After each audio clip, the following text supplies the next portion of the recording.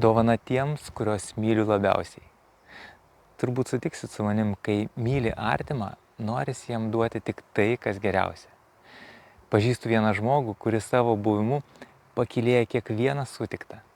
Kai tik kas nors iš mano aplinkos pabūna su juo, jie visuomet grįžta kitokie.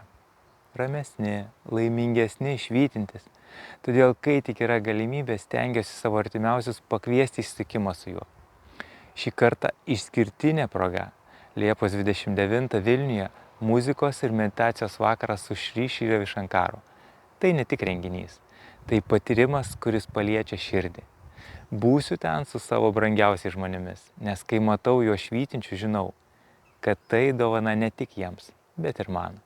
Jei tu, kaip ir aš, džiaugiesi matydamas savo artimus iš tikrųjų laimingus, žinai, ką daryti. Pakviesk juos, atvykite drauge. Tiesiog būk ir patirk tai.